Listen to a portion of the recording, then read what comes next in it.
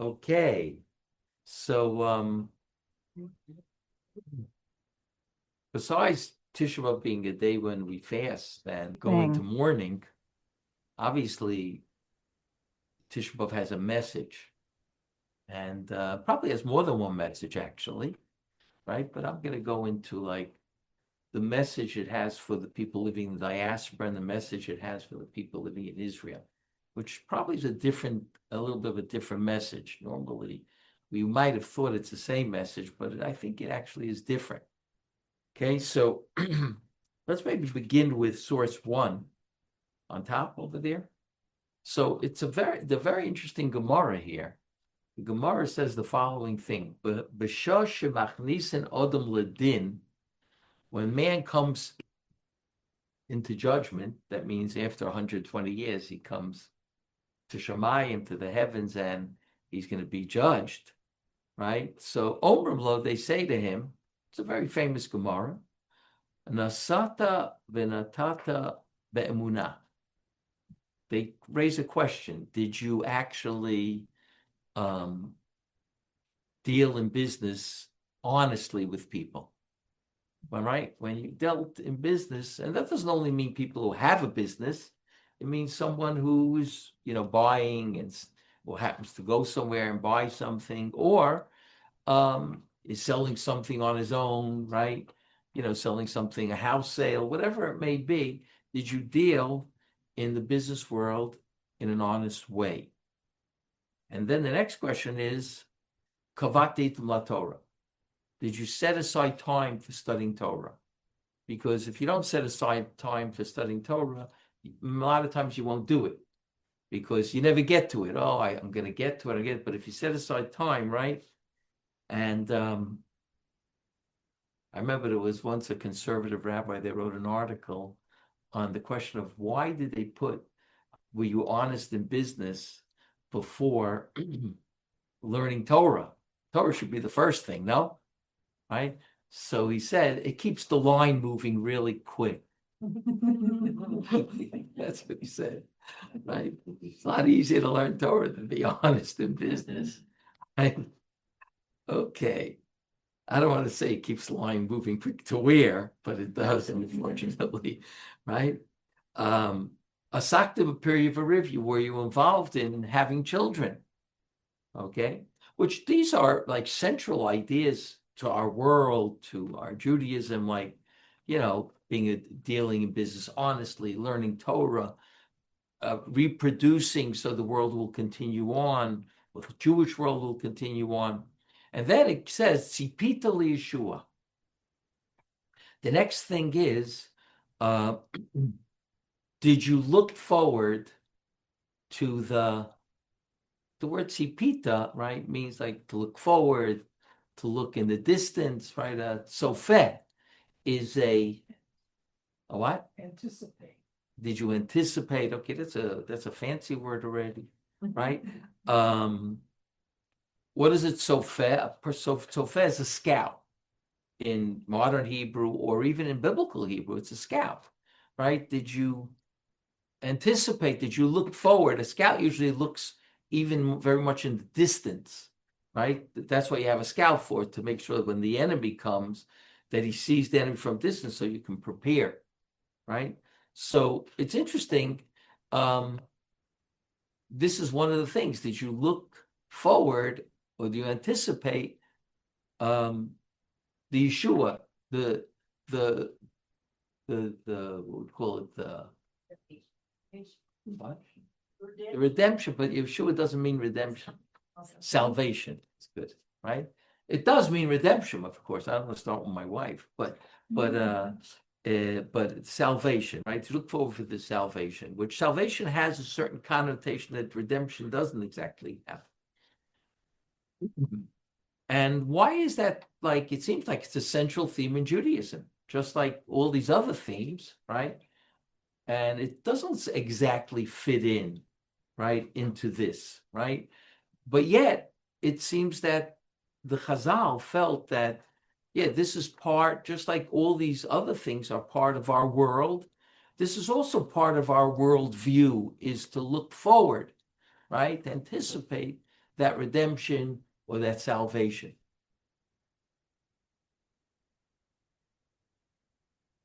We have to really ask, like, what does that really mean? Okay, what does that mean for me, for every person? What does it mean that I anticipate the salvation? So I think when we talk about the diaspora, there's a message for the diaspora Jews with regard to that. Because many times the diaspora Jews can fall into a place where they don't have that consciousness. They may have the consciousness to study Torah, to do business in an honest way, to reproduce, to have a family, right? But the question is, what do we need to do to maintain or get the this consciousness of the salvation or the redemption? So the Meshech Chochmah says something very interesting. He has a very long piece. I sort of took out two pieces, like the shortest possible, because it's really like 3 or 4 pages. But I basically cut out and pasted a few two different pieces. One that has a message for one type of Jew, and one that has a message for another type of Jew, because there are 2 types of Jews in the diaspora. You have the religious or observant Jew, and then you have the secular Jew, right? So he has a message for both of those people with regard to diaspora. And the first one is on the right side, number 2. The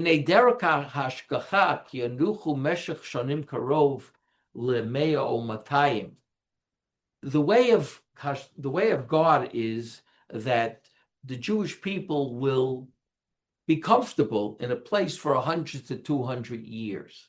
Now, the truth is, there's some places we were comfortable for like 500 years, 500, 600 years, but there are places that didn't last more than 100 or 200 years, and he uses that timeline.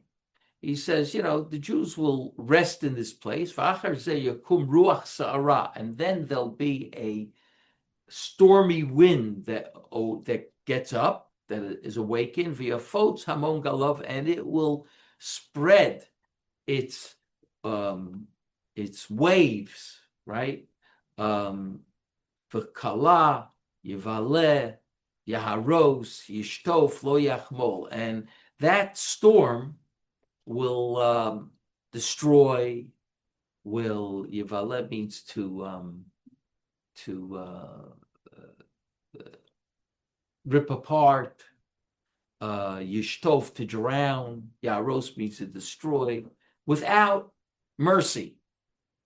Okay, in other words, the Jews are in some place, and then all of a sudden something happens, a storm, which many times the Jews are not even ready for. They're like sort of in shock, and maybe even every time they're in shock about it, because things have been going good till Tuesday, and then also on Wednesday, there's something that changes drastically.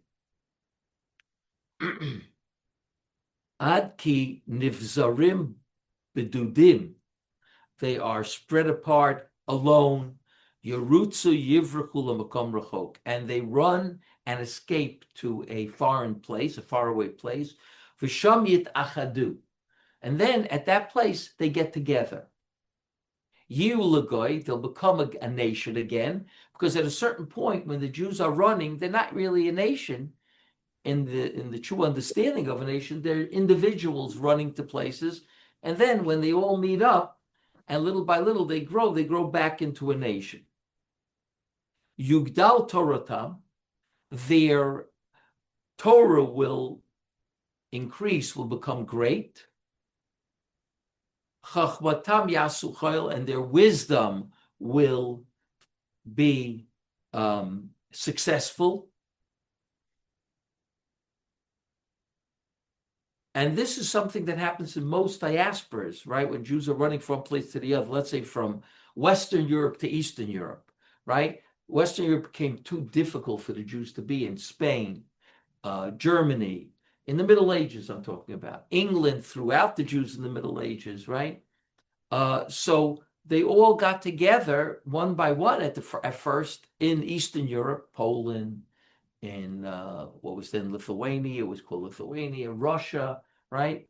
That was probably in the between the 14th and 15th century, maybe a little bit later, maybe even a little bit of the 16th century, but mostly the 15th century, that Jews went to Eastern Europe. They had never been in Eastern Europe. And the Torah grows. You know, in every country,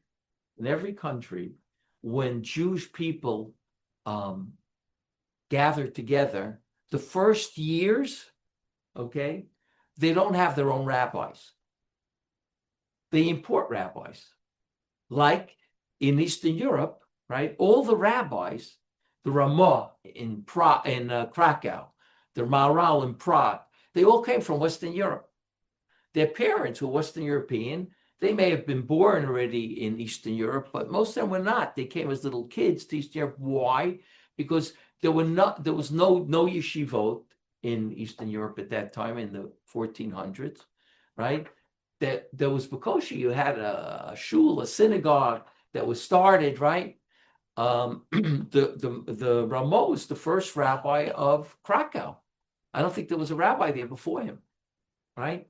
So they always import people, right? And that's the way it was in America as well. All the original rabbis were from Eastern Europe, right? The rabbis I grew up with were, I would say, 90% were Eastern Europe. Now you go into a shul, you don't find an Eastern European. They're all American, right? Sometimes you find someone from England or something, but he's an Anglo, right? But that's the way it was in America. America used to import for Rosh Hashanah Yom Kippur, right? Certain, rabbis from Eastern Europe. Obviously, everybody knew the Yiddish language then, so they were able to import these rabbis. Some of them hired the rabbis, right, from Eastern Europe. Little by little, America started producing its own rabbis, which was very good because the American rabbi obviously understood the American much better than the Eastern European, right? He knew what baseball was. The Eastern European had no clue what was baseball, okay? He may have seen it, but he thought it was crazy. A guy standing there with a bat hitting a hard ball, right? He may have thought it was, but the American rabbi, of course, he actually knows what's going on. He could tell you on Sunday what happened in the Saturday game, right? So that's a very different type of rabbi, relate to the people, right? But that takes time. It takes a lot of time for that to happen, okay? I want to just tell you something interesting, that Merkaz Rav Kook, which is an Israeli national religious yeshiva, all their original rabbis were Eastern European with black kippah, right? And today, all their rabbis have knitted kippot. I would say all, but the vast majority have knitted kippot. They may wear even a black hat. When they take off the hat, it's a knitted kippah, the hat. But they also, when they first began to have this new religious Israeli, national religious Israeli, they didn't have rabbis. There were rabbis who were very Zionistic from Eastern Europe, and that's the ones they hired, but they looked just like every other rabbi in Eastern Europe. They didn't look any different, right? It's all a process, of an unfolding process, right? So that's what the Rameh Simcha, the Meshech Chochmah, is saying over here. He says, V'sham yisachadu yeh l'goy, yugdal torasam chachmasam yasuchol, ad ki yishkach heyotam ger beretz nachriya. Until they forget that they are actually foreigners in a foreign land, right? In other words, the first generation knows that. That's why they call them the greenhorn, right? That's what they used to call Jews, at least, right? When they came to America, greenhorns, right? I don't know what that means exactly, but that's what I know that's what they would call, right? And then the next generation, of course, feels more comfortable, and the next generation feels much more comfortable as well, right? Yachshov ki ze makom machsavto. They will think, that Jew will think, this is the place he was carved from, that he comes from. This is his country, right? Like many Americans, like myself. I was born in America, right? So I felt differently than my parents with regard to America. And it has nothing to do with the fact whether you appreciate America or not. I could be Eastern European, and all the Eastern Europeans in America appreciated America. My grandfather was very Eastern European, and he thought America was the greatest thing on earth. For Jews, it was unbelievable, right? But that doesn't mean he was as comfortable with America as I was, not even close. Yachshov ki zeh makom machzov bal yitzapeh liyeshuas Hashem. Of course, where is he paraphrasing that from? He's paraphrasing from the Gemara, right? That they're going to ask you tzipita liyeshua, not looking forward, right? Not anticipating God's redemption. Now, why isn't he anticipating that? Because life is nice and comfortable, right? So he doesn't have to. He feels like this is the place, right? Haruchni is bizmana miyuad. Liyeshuas Hashem haruchaniyut bizmana miyuad. In other words, this spiritual salvation at the appointed time. He doesn't really have that anymore. He feels very comfortable where he is, and therefore he doesn't think about tzipita liyeshua, looking towards and this is a natural thing. It's very natural for a person to do this. In other words, the Jewish people are thrown into the diaspora, right? Now, what does God want them to do? He doesn't want them to build shuls. He doesn't want them to build yeshivot. He doesn't want an OU hechsher. When I was growing up, I think the statistic was the OU had 2,500 products in the 1950s, maybe even 1960s, the early 60s, 2,500 products. Now the OU reached 1 million. Wow. Big difference, right? So what? God doesn't want us to get the OU and the Chav K and the OK and how many more hechsherim we have? That's building your life in the diaspora, right? That's what God wants. He doesn't want us to sit in the diaspora, nothing kosher, no Torah, no shuls, no yeshivot, no day schools. That's exactly what he wants, right? So that's exactly what we do. But there's a problem. The problem is it's a natural problem. God, you want us to do this, so we're going to do it and then feel really comfortable, right? You got a shul on every block. If you go to the right places, again, you could be in place in America where you're still not 100% comfortable. Like the biggest cities are more comfortable, right? But all in all, when you look at, let's say, American Jewry or English Jewry or Canadian Jewry, right, especially in the larger cities, it looks like we could be here for a lot of years, right? We could be here for hundreds of years. It's pretty good over here. I'm not even talking about the fact that it's an upscale living existence, right? That you're on a middle to upper class or middle class, whatever it may be. I'm not talking about that. It's just about everything I'm supposed to be as a Jew I have here, right? And therefore I get very comfortable. And the Meshech Chochmah says, don't forget, Meshech Chochmah lived in Lithuania. He died in 1926, right? So he knows Jewish people in Lithuania. I remember my grandfather saying to me, I was born in a Lithuania that was 500 years old. Now, Jews aren't in America for the most part more than 150 years old. There are some Jews at the revolution, but not very many, right?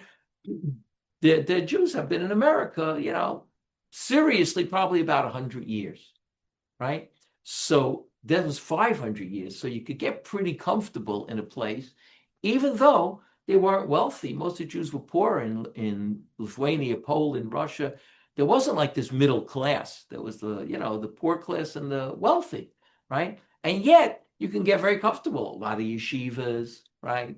A lot of rabbinic authority, a lot of communities. Like there were so many communities. Some of them were little communities, larger communities. There's such a difference between people my age can all remember having non-Jews on their block. A lot of non-Jews on my block. I had maybe 40%, 30 or 40% Jews on my block, which was a lot, by the way. And I would say about 10% were observant. Otherwise, they were Italian, Irish, all different types, Polish, right? That was common the way I grew up. Now you go into neighborhoods in the United States, right? And not only in New York, in other areas as well. And on the block, you'll have 80% will be religious Jews. And maybe you'll have 10% non-religious and 10%. One fellow said to me, an Italian from the Five Towns. You can always tell an Italian from the Five Towns. His house is this little house, on the street, on the way to the train station. I always see those little houses, and he's a cab driver, so I got him as a cab driver.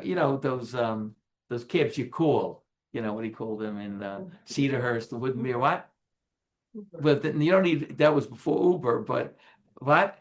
It was like someone who, you call up the station and they send somebody over, from Cedarhurst and that. What? The car service? Car service, right. So I get into the car service, so I start schmoozing. He's taking me to the airport. So he said, I asked him, where you're from? He says, I'm an American, but my parents are Italian, right? So I said, yes. So where do you live? He says, I live in the Five Towns. So I said, how do you like living in the Five Towns? He says, well, something changed drastically after the religious Jews moved in. He sees I'm a religious Jew. I said, what really changed? He says, well, I don't work on Saturday, I work on Sunday. So I said, wow, that's really interesting. I never even thought of that, right? And then he says, and something even worse. He says, if I want to eat non-kosher, I got to travel 25 minutes. Like I can't get bacon. I can't get, he named a couple of fish that he can't get here, right? He says, it's not so easy. It's like, we say it's hard to be a Jew. It's hard to be Italian in the Five Towns, right? Right? That's what I'm talking about, is when you develop not just yeshivas and everything, you also develop a neighborhood. I visited Woodmere in 1958. Okay, I had an uncle lived in Woodmere, moved there in 1957. But first time I remember visiting 58, 59, he was the only religious Jew on the block. There were other Jews on the block, but he was the only one. He told us, I'm the only religious Jew on the block. And some people said there wasn't even a minyan in Woodmere at the time. Okay, you get a minyan in Woodmere now. If you just count 3 houses, you have a minyan already. This guy has 3 kids who are bar mitzvah. This guy has 2 kids who are bar mitzvah. You get a minyan, right? So that's something that after a certain amount of time, people get really comfortable. Life was, whether it's Eastern Europe, the United States, it gets very comfortable. Comes along Rameh Simcha and he says, Shama yavo ruach sarah od yuter chazak. And then a stormier wind comes, even stronger. Yaskir oto bekol so'an barash. It will remind those Jews with a noisy voice or a noisy sound, right? Yehudi ato misam chalish. You're a Jew, after all said that, and who made you something here? Lech chol eretz asher lo yadatu. Go to a land you don't know, right? What does it mean, go to land? Get out of here. And obviously, where are you going to go? To land you don't know, right? Kacha yachlif matzav Yisraeli. This is the way the Jew constantly was exchanged in one place, another place, in amongst the nations. And we know that, right? In the Middle Ages, we know they went from one country to another country, Western Europe, and then they went to Eastern Europe, right? And then, of course, when things got really bad in Eastern Europe, they went to Australia, and they went to South Africa, and they went to, the United States, Canada, England, and other places as well. Kasher eina maskil yireh b'sefer divrei. Just like the eye that's sensitive, the intellectual eye will see when they read history books. V'zel l'shtei sibot. This is for 2 reasons. L'kiyim hadat ha'amiti v'atarato l'kiyim ha'umah. It's basically for 2 reasons: to preserve the religion and to preserve the nation. Because on the one hand, what happens is, and we're going to see that in a minute, is we want the nation to remain a Jewish nation, and we want the Jewish religion to remain the Jewish religion, right?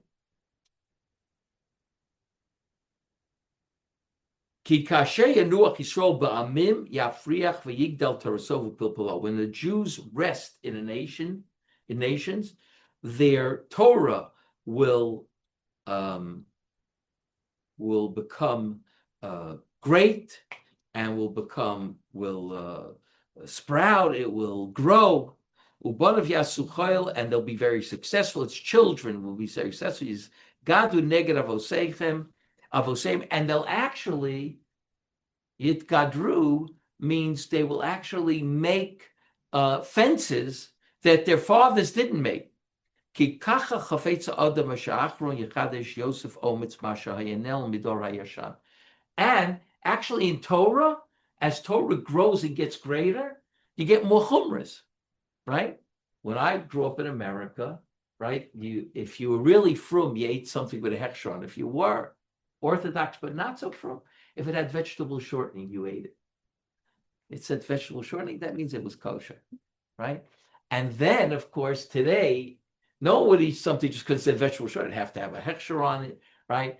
And a lot of times the students here will say to me, my mom buys things that are not kosher. So I say, give me an example. And they give me an example. I said, why is that not kosher? Well, it doesn't have a hechsher on it. So I said, but it may be kosher anyway. All the ingredients sound pretty kosher, right? So I'm not telling you to buy it. What I'm saying to you is that when you say something's not kosher, it means my parents bring pork into the house. That's not kosher. But if they bring something else, it doesn't make automatically the dish is not kosher. But that's the standard that we've gotten to, is that everything has to have a hechsher. When I went into the supermarket, we used to have a row of, supermarket only had 3 rows. That was the size of the supermarket. And in that row of cookies, there were 2 types of cookies. And they were all under a name called Educator. It's called Educator cookies. One was chocolate chip. The other one I don't remember. But that was the whole kosher aisle of cookies, right? And today you walk into a supermarket. They have now a kosher supermarket. You don't even have to look. The whole aisle is full of cookies, right? Every type of cookie you ever dreamed about, right? So he said, but in other words, things become, all of a sudden, you wake up one morning and there's something called Yashan and Chadash, right? Nobody ever heard of that. All of a sudden you find it on your package, right? Each generation now gets comfortable with something, and now let's go to the next thing and the next thing. And in itself, it's not a bad thing. It brings up the standard, right?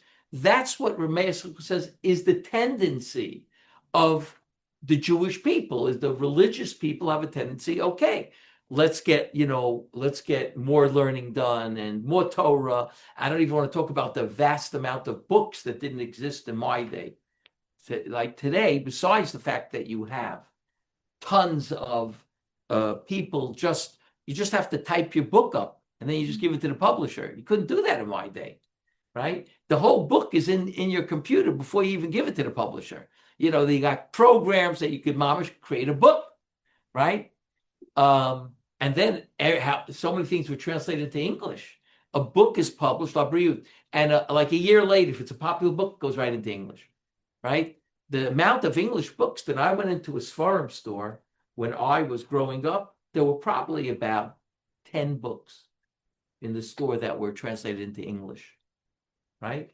But today, the whole bookstore is full of English books, right? Everything gets translated, all the Rishonim, the Achronim, right? The only books that are really not translated are mere the commentaries on Gemaras are not translated, but everything else is translated on your Mikro Kedolot, the Ramban, the Sforno, the Ibn Ezra. They're all already either being translated or translated, right? So that's what we're living in. When we live at a time like that, it's very easy to get comfortable and not think about, right, that there's something more here, that we have a ways to go. We're not yet there. It feels like the time of Mashiach until that Wednesday, when you wake up in the morning and a lot of non-Jews, right, are looking at you very differently being a Jew.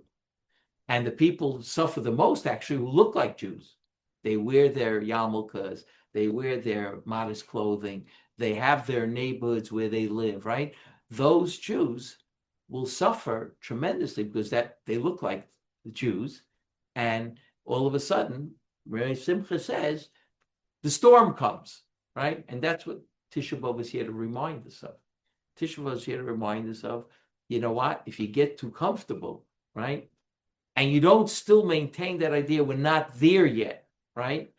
Because it's easy to forget that, right? That's why the Chafetz Chaim, for instance, he was living in Rodden in Europe, right? And he lived even before World War One, which was before World War I, Jews were doing pretty well in Eastern Europe, religious Jews.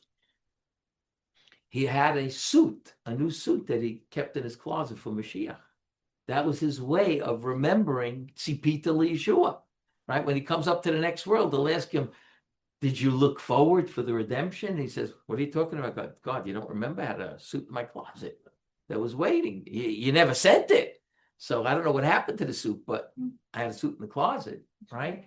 So that's what Tisha B'Av is about. Tisha was to remind us, because Tisha was about that whole history that we went through, right? All the way from the first exile and the second exile and different countries in the exile. That's what Tisha B'Av is here to remind us. When we deal with the secular Jew, the Meshech Chochmah says something else over here. It's the number 3. B'rayin kozev, Yevaker b'rayin kozev et asher inchilu abaseinu. The secular Jew, and he died in 1926, so he knew in Eastern Europe already it's becoming more secularized. There are secular Jews, right? And there are Jews questioning their Judaism. Yevaker means to critique with ideas. Kozev asher inchilu abaseinu. In other words, the secular Jews have foreign ideas that they claim. Well, that's not foreign. It's like what? Kozev is untrue. Untrue, right? Untrue ideas that our fathers inherited to us. Meaning, they start rebelling against the religious Jews, the families, the kids in the families, and say, this is all Baba Mises. Now we have Western values, right? You don't need this anymore. This is all made up. It's basically made up,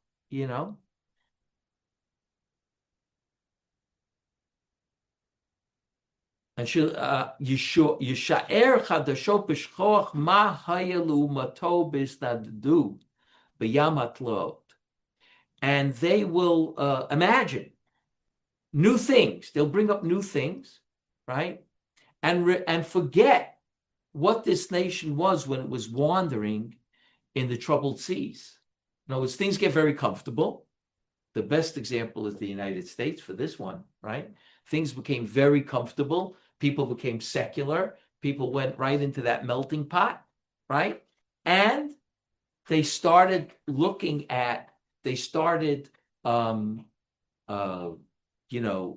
criticizing.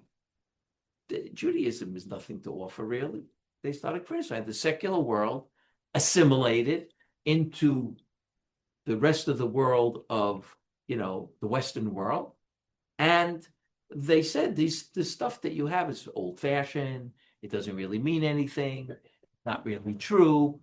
People made it up, right? And they critique everything. V'yiyama, what's going to happen? Od mat yeshuv lemo yisheker nochalu avotenu. Our fathers inherited to us lies. These were all lies. There's nothing true about this. There's no God, right? And that's it. V'yisraeli b'chlal yishkach machtzavto v'yachshov le'ezrach ra'anan. V'yechashev, I should say, le'ezrach ra'anan. And the Jew in general will forget where he comes from, and he will think he's a flourishing citizen. Things are going great. Yazov limudo dato. He'll stop learning Torah, his religious learning, lilmod l'shonot lolo, in order to learn other languages, German, Polish, Russian, right? So that they'll be interested in learning, because that will make me a flourishing citizen, right? Go to their schools. How many Jews in Eastern Europe went to non-religious schools? They went to gymnasias that were not religious, right? They didn't teach about Judaism. They were there with the non-Jews. When Hitler came into power, he stopped them from going to school. They were going to German schools. Now they couldn't go there anymore. They had to go. He made Jewish schools, which is, if you think about it, it's pretty crazy. Hitler made Jewish schools. Okay?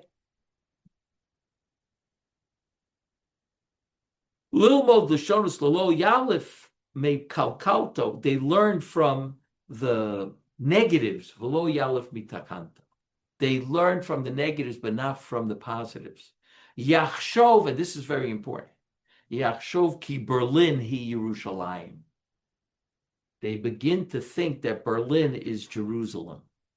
1926, before Hitler came into power, this man had a pretty good insight, right? He said that they're going to think that Berlin is our Jerusalem. We don't need to go to Jerusalem.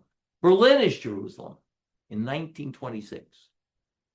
A few years later, they weren't thinking that anymore. I actually remember reading when Israel was trying to become a state through the UN, right? There was at least one Reform rabbi in America that said, why are we supporting the Jewish people to go to a state of Israel? Why are we supporting that? Washington, D.C. is Jerusalem, and the United States is Israel. The Reform rabbi said it, 1948. Right? That's what happens when you get really comfortable. You feel really at home. And then, of course, Baal Tismach Yisrael el Gil Ba'amim. And Jew, don't, he's quoting a pasuk here in Hosea, Jew, don't rejoice, right? Don't be happy with the rejoicing of the nations. You want to be part of them, right? Az yivo ruach sufa v'sa'ar. Then a stormy and raging wind will come. Yakoroso migizo. It will uproot him from where he thought he was planted. Yanicheu legoy mirachok asher lo lamad lashono. He will go. He will be placed after that wind, causes him to get out of the first land, right? It blows him over from the first land, and it comes, right? And he lands in a foreign nation that he doesn't even understand the language, right? Yoda, he knows kihu ger. He knows that he is now a foreigner. The shonos fat kochenu. What is his real language that never changes? Hebrew. Wherever he is, he knows Hebrew is the same language, right? It could be in Russia. It could be in England. It could be that one language stays. All the other languages, Rabbi Simcha says, they leave. You don't need to know any more Russian if you're living in America. And you don't need to know Polish if you're living in England, right? But you always need to know Hebrew. To be a Jew, you always need to know Hebrew. And the languages, the foreigners, change according to like your jacket. Put on one jacket, next day you put on a different jacket, next day you put a different jacket, right? That all changes, not necessarily from day to day, but from one generation to the next. Here, you're in this country, then in the next country.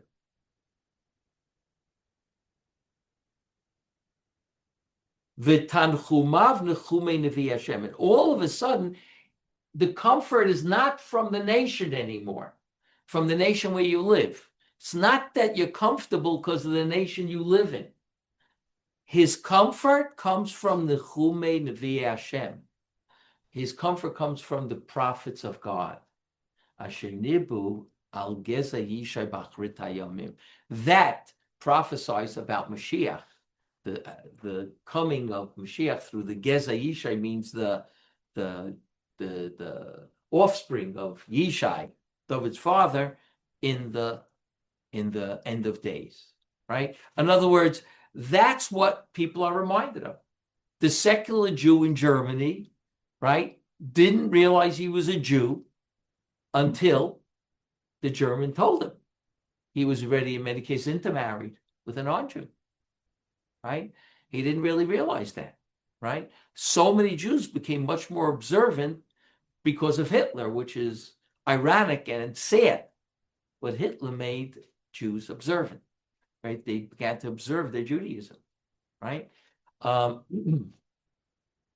what Rabbi Simcha is saying here, is that you realize at a certain point that what never leaves us in reality is our Judaism. You think it left us, you think you don't need it, but that's the only thing that's really stable in your life, right? But a secular Jew doesn't realize that, and therefore that storm comes, and many secular Jews, even in the United States, in Canada today, in England, France for sure, right, are wondering, like, what happened, right? We're not safe anymore in these countries, right? That's in order to remind us that we're not there yet. It's in order to remind us that it seems like it's comfortable, but when you get too comfortable, that's what my grandfather used to say, God has to turn in the screws. As long as you're not comfortable, as long as you feel this is not my home, right? God doesn't have to turn in the screws. The minute you start feeling, oh, I'm really comfortable here, then the screws get turned in, and then you don't feel so comfortable anymore. So it really depends on how you exist in the diaspora. If you exist knowing that there's still, even if there's nothing wrong with living in diaspora, that's not the problem. He wasn't a Zionist, Rabbi Simcha, right? The Meshach, he wasn't a Zionist. He didn't say we all have to move to Israel, right? He's saying you could live in diaspora, but you always have to maintain the consciousness that this is not home, right? I'm living here. I'm a guest. You do that when you go to someone's home for a week. Sometimes for the Pesach, you go to someone's home. You don't wake up in the morning and say, well, now I feel like it's my home, right? No, you're a guest.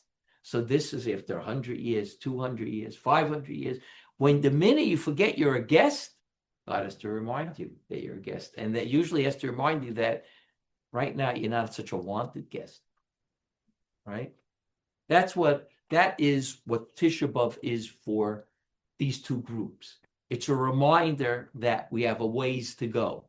And today with ways, it could actually give you how to get there, right? Get there, right? But we have a ways to go, right? In order to get there, right? There's the Yemos HaMashiach, there's the Yeshua's Hashem, right? And that's what we have to be. Tzipita Yeshua. Did you look forward for that? Because if you don't look forward for it, God is going to make you conscious of it, and not such a pleasant way. Now we get to Israel, right? What happens in Israel, right? So Israel, we are really here in the right place, right? We don't have to be reminded that we have to one day we have to come to Israel. Everybody's going to come to Israel one day, unless, unfortunately, they won't make it, right? But part of the Geula is that it's not going to take place in Muncie, right? It's going to take place in Jerusalem, right? Maybe there are some people who think it'll take place in Muncie. You know, I once had a Rebbitzin speak at the school here, and very hush of a Rebbitzin, right, who lived in America. And one of the women asked her, it takes about tshuva to ask this question, actually. She asked her, how come you're not coming to Israel to live? Right? That's what she said to her. So I didn't want to say anything to her answer. I could basically mince meat out of this woman, but I decided not to for a number of reasons. But she said, we live where we live. I don't want to tell you where, and we wait for Mashiach to come. Right? So I wanted to just say to her, do you really wait for Mashiach to come? Do you really have that consciousness all the time? Do you really have that suit in the closet, that nice skirt in the closet for Mashiach? Right? That I didn't say anything, but I didn't think it was a very good answer. I could have come up with much better answers. I don't think they necessarily are really good answers, but I could have come up with better ones. But there is a mentality like that in the diaspora, that we're going to wait for Mashiach to come. Obviously he's not going to come to Borough Park or Flatbush or Lakewood, But probably we'll get it if we have WhatsApp, we'll know about it, right? Maybe if you have a kosher phone, you'll get a call from someone who has WhatsApp, right? But that's how you'll find out, right? Maybe that's true. I don't know, but you have to always have that consciousness that I may not really belong here forever. In Israel, this is where we belong forever, right? And in 1948, I have to tell you, when Israel was declared a state, there were people that said in Israel, not secular people, religious people, that said, well, the next step is, the next short step, right, is Mashiach, right? We're here already. We have a state. That would be Mashiach, even though the state was, I believe, much more secular than it is today, right? But it was very, very secular, right? One of the reasons Ben Gurion, right, gave, he was the one who we blamed for the yeshiva students be able to learn in yeshivas, because the Chazon Ish came to him. He said, the guy's got to learn in yeshivas. How many guys were learning in yeshiva in 1948? 500. 500. There's over 100,000 today in yeshivas. I'm talking about yeshivas, national religious, Haredi yeshivas. There's over 100,000 today. So Ben Gurion, obviously, what did he think? And I think he said it, later on years. He thought that I'm going to give 500 guys, draft deferments. And in 3 years from now, there'll be 300 guys. Because who's going to remain religious once you have a secular state? So in 5 years from now, 10 years, 15 years, you'll have 100 yeshiva guys. If we had only 100 yeshiva guys in Israel, there wouldn't be Knesset meetings about yeshiva guys going to the army, right? Right? So that's what he thought. As a secular person, he thought that orthodoxy is on its way out. By the way, the conservative reform movement thought that in the 1940s as well. I don't think they think it anymore, but they're a little worried about themselves these days, right? But that's what we were thinking in Israel. We're thinking in Israel, wow, the next step is just Mashiach, which it is, but we have to realize that we have to be patient. And that's part of the problem of the religious Israelis, certainly the national religious Israeli. It's because the ultra-Orthodox Israeli sometimes doesn't think he's living in Israel. He thinks he's still living in Poland, but it looks like Israel. But the people who really think they're living in Israel, right, and know that they're living in Israel, right, they want the Geula to come. And they're very progressive when it comes to the Geula, right? And in fact, the question was when, like I said, when they declared the state, there were some people, not many, some people in the religious world that asked, do we have to really have Tisha B'Av anymore? Do you need to have it? I mean, it's not the Geula Shlema, but we're pretty close. Do we need to have it? So obviously they need to feel that there's a message of Tisha B'Av. So what is the message of Tisha B'Av? The message of Tisha B'Av, take a look, number 4. My grandfather in Parshas Hazinu says the following thing. Hinei b'Sanhedrin yalfinu mehacha she'ein ben David bo ad she'yityaishu min ha'geula kaviyochel ein somet v'ozel Yisrael. The Gemara learns from a pasuk in Hazinu that Ben David, Mashiach doesn't come until we give up hope of ever having a redemption. That's what the Gemara says. It's a very strange Gemara. Mashiach will come when you give up hope of ever having the redemption. Okay, ever being redeemed. That's when Mashiach's going to come. You have to be at the level of saying, how are we going to get out of this? How, we're in hot water. Mamar Chazal zeton beer. This Chazal needs explanation. Ikar echad meyud gimel ikram, is the Gemara saying in order for Mashiach comes, you have to have not 13 principle of faith, only 12, right? You have to give up hope about Mashiach, so that means you don't have that principle of faith. Then Mashiach will come. That's a little bit strange. You think Mashiach will come when you have the principles of faith, not when you give them up. The Rambam counts the hope of redemption amongst the 13 principles. Aval Kavana Bazes or Yaakov says something very interesting. He says the intention here is Shekol Zman Sheklal Yisrael Mitzapeh Legeula Shetavo B'Ofen Tivi. As long as you think that the Geula is going to come in a natural way, V'hainu sheyirachmu aleinu umos ha'olam v'yitnu lanu eze makom levnot lanu moledet k'v'chadomeh, and that the nations of the world are going to have mercy upon us and give us a place to build for ourselves, a moledet, a country, right? Rabbi Yaakov wrote this in 1936, 12 years before the state of Israel. And he says, if you think the Geula is going to come because, right, because the nations of the world decided we need a place where to live, vade lo tavo Geula, the Geula certainly won't come. Ki chesed lumim chatat, the chesed of nations becomes a sin. Their chesed turns to sin because they regret ever doing chesed.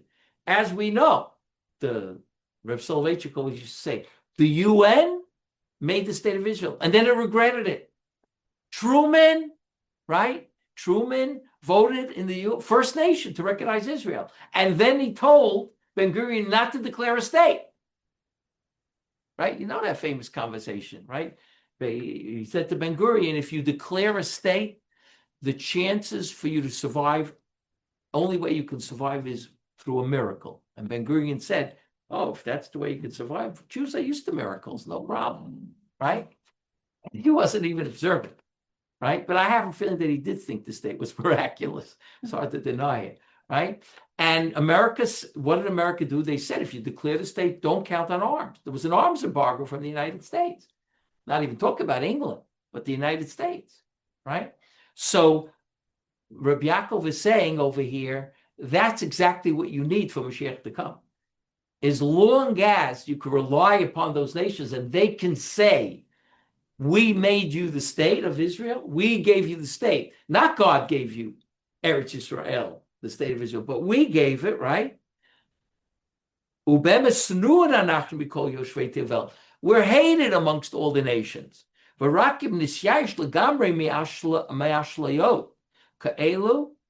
Only if we give up hope from these false imaginative ideas, then Ben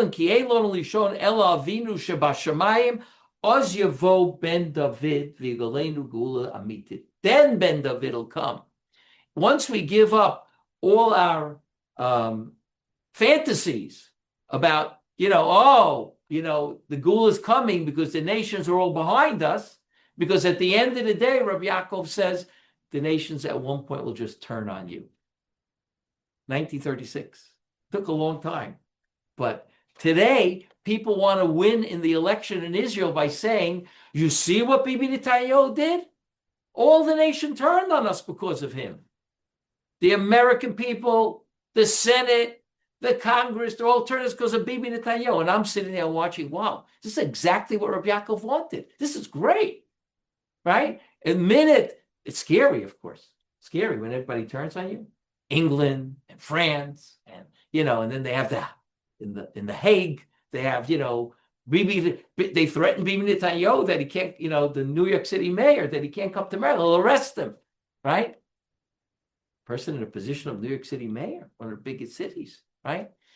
So when everybody's looking at, this is scary that we can't rely upon anyone. I look at it and say, oh, means that we're really getting close, right? Not getting far.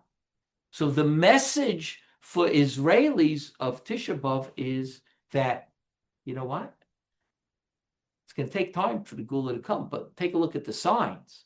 And the signs aren't what you think, right? When President Trump says, I made Jerusalem the capital of Israel, right? You have to be able to say to him, listen, you moved your embassy from Tel Aviv to Israel because you recognized that Jerusalem was the capital of Israel. But Trump thinks he made it, right? He said a couple of weeks ago, without me, there's no Israel. He said, they would annihilate you, right? As long as he says that, right? And we believe it, right, that we really need that, right, then Mashiach's not coming according to Rabbi Yaakov. Forget it. It's only when, right, I'll never forget this because I lived in Israel when the Minister of Education, Shalom Aloni, she was from the very left wing, Shinui, I think it was called Shinui Party.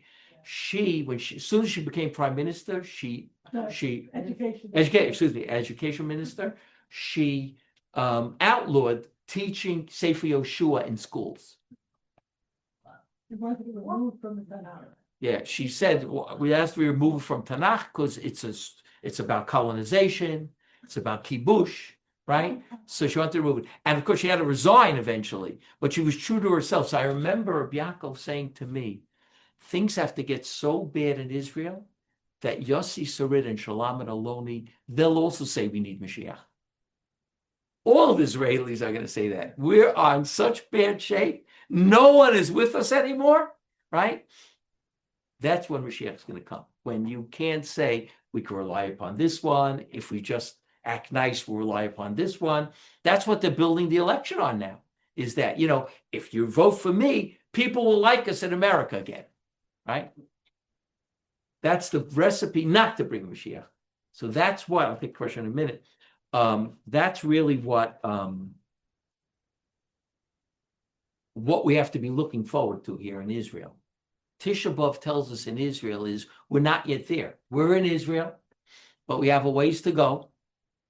And we have to be patient. I read an article 2 weeks ago from an older man, 79 years old, who's living in the Golan Heights, the first settlers of the Golan Heights, a Chardalnik, a rabbi, a teacher, 79. He's got that big knitted kippah, and he wears that interesting looking clothes. He doesn't look like a rabbi at all, right? Colored shirts and striped shirts and khaki pants, and he's like a famous teacher in the Dati Leumi movement.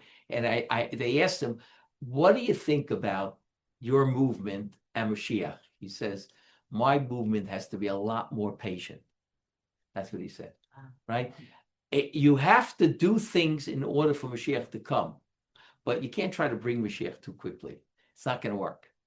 Mashiach will come at the time when it needs to come. He needs to come, right? The Geula will come at the time when it needs to be. We have to do the right things to put the right ingredients in there, right? But we have to realize we're in the right country, right? But it's not there yet, right? And sometimes the Geula looks pretty close, and sometimes it looks pretty far. We've been in Israel for 49 years. There were times when it looked like, whoa, my gosh, next week. And other times, like when they gave away Gush Katif, it seemed like, whoa, we're going in the wrong direction over here, right? Sometimes you have to take 2 steps forward, but then take 3 steps back, or 3 steps forward and 2 steps back, right?